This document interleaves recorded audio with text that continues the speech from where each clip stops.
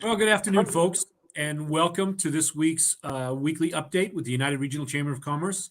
We try to bring you on some interesting guests and some interesting topics and programs. And today we're going to talk to an old friend of mine, and unfortunately, it is on a very tender subject. I've known this young man for a week or two. This is Mike Carroll. He's a senior vice president and the marketing and communications officer for Dean Bank up in Franklin. Hey, Mike, how are you, pal? Jack, I'm great. And it wasn't a minute or two, it was a decade or two. So I'm trying. Because at least you got some gray hair. I got nothing left, buddy. It's great to see you, Jack. And I'm absolutely delighted that you asked me to speak today on this particular subject. You know, it's such a horrible thing that's going on. I just had somebody in my office, and Derek said to me, there's a special place in hell for people who do this to the seniors. Folks, today we're going to talk about fraud and financial scams that you are approached. And Michael and his team at Dean Bank have been putting on a different program. And so, Mike, tell us about your program. Yeah, sure, Jack. And again, we appreciate this platform and hello to all your viewers and listeners. Going back to the old days, I think that seniors in particular are one of the few demographic segments that still care about their fellow man that makes a phone call to them. They treat emails, every email as something that they should respond to or at least look at. I think there's an innocence that seniors still have. And as you stated, fraudsters, criminals prey upon that kindness, that trustworthiness, and they play to their advantage. The very things that makes the seniors, as open and welcome and warm, they're trying to exploit that. So we found, because we're seeing it at the bank, we're seeing a preponderance of successful fraud attempts. And invariably, it's the older segment of our population that are falling victim. So we felt it important to develop and present a program that hopefully provides a little bit of education for them. Well, let's start in the beginning. Where are most of these scammers reaching out to the seniors? How are they getting in contact? Yeah, so you name it, Jack. It's happening any way you can think of. It's happening electronically through emails and text messages, even social media. Sometimes you'll see, if you're on Facebook, Jack, I know you are, you'll see a message saying, "Hey, don't open anything from me. I've been hacked." So scammers and fraudsters will try everything that they can to get you to open and respond to an email, to click on a hyperlink from a text message that is sent to them. And then on the personal side, phone calls, telephone calls is a huge area, whether it's cell phone or landline. When you look at how many people still have a landline these days, the over 60 population is the largest percentage of people who still own a landline. Even physical theft, Jack, we've seen a number of customers who's ran into the convenience store for just a minute and their window was smashed and their pocketbook was stolen.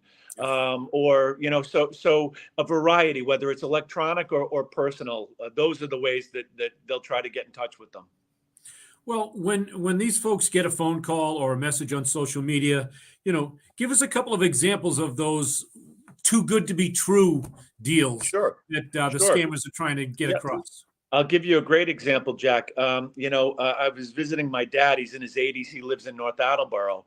And his phone rang, his house phone rang, and on his television screen it said, call from so-and-so.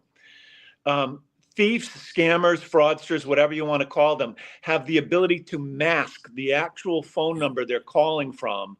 So it might say the electric company, or that the gas company is calling, or the cable company, or the FBI. They're able to mask the actual telephone number and make it appear that it's coming, that phone call is coming from a legitimate source. That's the way they get to answer the phone. And once on the phone, anything can happen. This is the FBI or the DEA. We've intercepted a package from you. We've seen that. We've had a number of seniors we've had a few seniors successfully scammed and a few others almost scammed from their quote unquote grandchild who was arrested for drunk driving. And they're typically picking up the name that you may call your grandmother or your grandfather. You might have a Gigi, for example, or, Papa. I'm wishing Papa a happy birthday. And all of a sudden, a week later, Papa's getting a phone call, from his grandson saying, I've been arrested for drunk driving and you need to wire me $15,000 right away. It's really sad. And how do you protect yourself though, Mike? How do these seniors, what's a better way for them to protect themselves? And Jack, I'll answer that question. One of the other ones I think it's very important is these scammers will buy lists of thousands of cell phone numbers. And what they'll do is they'll pretend that they're Bank of America or Citizens Bank or Eastern Bank, or in some cases, Dean Bank. We're a small community bank. We're a smaller fish. So for them, it doesn't make as much sense to send a broadcast text message. But, there might be a senior out there that says, oh, my God, I got a text message from Citizens Bank saying my online banking has been compromised. I didn't even know I had an account at Citizens Bank. Well, they don't have an account. They're sending that out to thousands of cell phone numbers at the same time, hoping that somebody who actually does have a Citizens Bank account will open the text message and will then click on that hyperlink. To answer your question specifically, how do you protect yourself? Ignore it. As difficult as that is, when you get a text, email, phone call saying it's from somebody, hang up right away. Don't engage with them. My dad's 84. He says, I love to talk to them. I said, Dad, the more you stay online with them, the more likely you are to become a victim. Hang up on them. Delete the text message, block the phone number.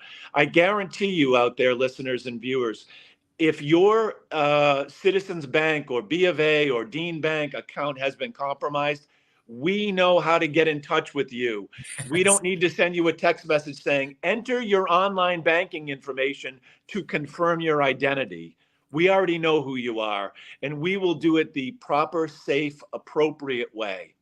Does that make sense? It makes a lot of sense, and I wish a lot of people would really listen to you today, Mike, because I'm friends with Madeline McNeely, and Madeline is the former director of the senior center here in town, and some of the stories that she shares, and even though they tell the folks all the time to ignore those phone calls, don't return those emails.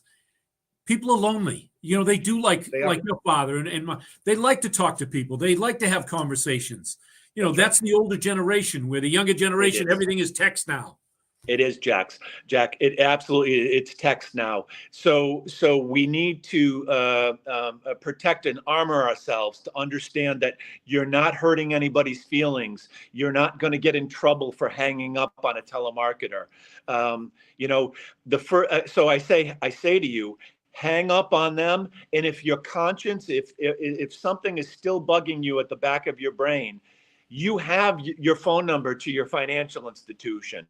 You call them, you go to their website and email them or phone call them or visit them in person. Jack, another quick story, we've seen it. This whole thing started because you saw we did a press release that we're going to local senior centers and we're putting on an in-person, fraud awareness workshop. I welcome any senior center that's out there in the general area that Dean Bank serves. And we serve, Norfolk, Bristol County, a little bit of Worcester County, certainly Northern Rhode Island. We're happy to put on that workshop free of charge. We have 4 employees that have various areas of expertise. One of those is retail banking. And what I wanted to share real quick is the silence and the shame that we have seen from people who are about to take $15,000 out of their checking account to wire to their grandson or granddaughter. that is the biggest red flag when they don't engage us, when they're secretive. We had a customer screaming and swearing at us that we were, quote unquote, invading her privacy because we continued to ask her, who are you sending this money to? Not that we were trying to mind her business, but it was a red flag. And the shame, and when we finally convinced her to call the parent of the granddaughter, and that parent said, no, she's in class right now, or he's in class right now, everything is fine. She started sobbing in our branch manager's office, realizing how close she was to giving away this money, and how belligerent and how shameful and quiet she was initially, not sharing what she was going through with her bankers. So if I can give you one piece of advice, if you are about to fall victim to this, if you believe them, please share it with we can do the due diligence for you. We can make the phone calls for you before you take that money out and give it to somebody. Absolutely. And, that's part of the service that your bank and many banks offer to their clientele. Before you're going to give anybody a big chunk of change, I'm going to share a quick story with you. A local Target store, a gentleman went in and tried to buy $2,000 worth of gift cards. Fortunately, that young lady behind the customer service questioned, and he kept saying, I can't tell you. I can't tell you. I can't tell you. So she called the police, and a police officer went up and found out it was one of these. They wanted $2,000 worth of gift cards. That's Folks, right. They don't take gift cards at the IRS. They don't take gift cards at the police station. And if the IRS or the police station they're not going to send you a text message. They're not going to send you an email. Yeah. Jack, just to close the loop on that, just to explain to your viewers what's going on there, you're going to buy $2,000 in gift cards. What will then happen is they're going to ask you to remove that seal on the back and read off those numbers and letters. Once they have those numbers and letters, that will be instantly redeemed for either merchandise, or they're going to convert that into cash. That card that they purchased is now literally a worthless piece of plastic, and the value of that card has been converted to somebody else's online account. Right. And so please, folks, never, ever offer somebody a gift card, when they ask you to read off that number.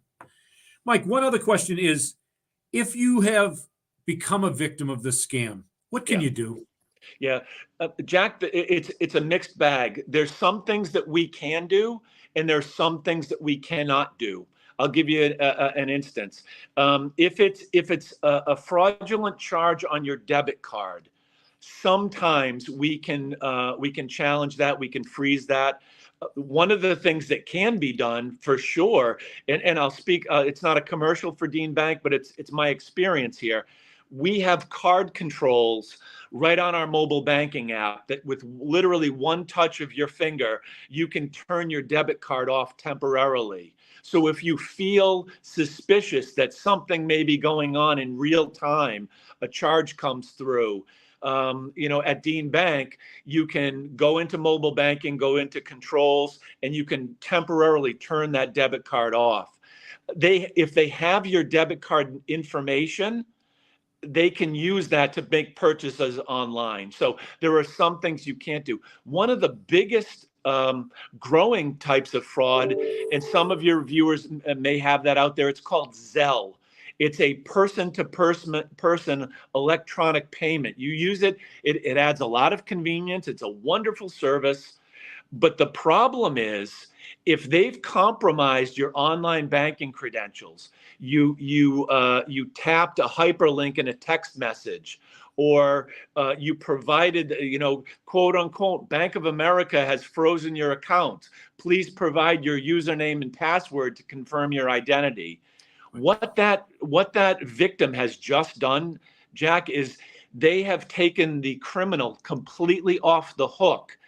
it all now falls to the victim because they gave away their user ID and their password willingly and voluntarily. What will happen is that criminal will log into their online banking account, will set up a payee in Zelle. They will realize how much money that particular victim has in their checking account. And depending on the bank, there's a limit on how much can be transferred instantaneously. It might be $2,500. So they'll go in and they will transfer $2,500 instantly out of that person's checking account to some other third party. And there is literally no recourse for the consumer because at the end of the day, they gave away their online banking credentials voluntarily, even though they didn't mean to, even though they were a victim. So the short answer to your question is it all depends. Some things we can help them with, and sadly, some things we cannot. Well, Mike, as we wrap up today's show, have you got any final words of wisdom or at least give some people some things to think about? Yeah. Don't ever, it's sad to say, and especially for the older people out there who are brought up on brotherhood and fellowship and trusting your neighbor and helping out, don't believe it for a second, because if it's a legitimate request, they're going to get in touch with you through normal means.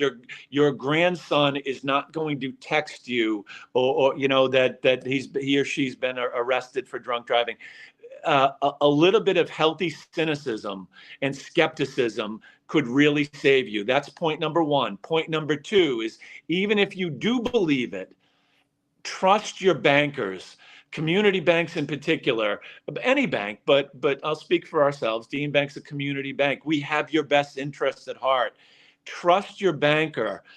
Run it by them so that they can validate that this is in fact a legitimate reason that you're about to give away some money, because 999 times out of 1,000 it will not be. It'll be that one time, that I'd rather make a mistake 1 out of 1,000 times than see 999 people fall victim to this stuff.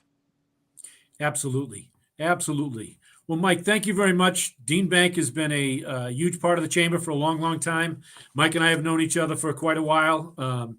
They do great work up there. And as he's offered, if there's a senior center out there that would like to have Mike and his team come and do a program, they're very, very willing to do that.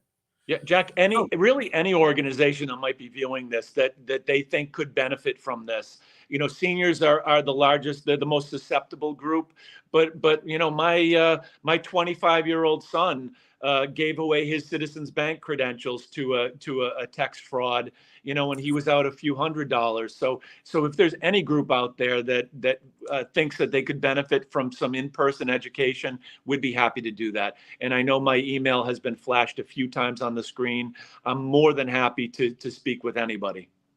Awesome. Well, Mike, thank you very much. Thanks for all you do for the communities. And folks, thanks for joining us again this week. We'll see you again next week. Shout out to the guys there at AACS and James Friedman and on the team over there that put up with me every week. Mike, thanks. Folks, be safe. Jack, I'll see you on the golf course. I hope so, buddy. All right. Bye, everybody.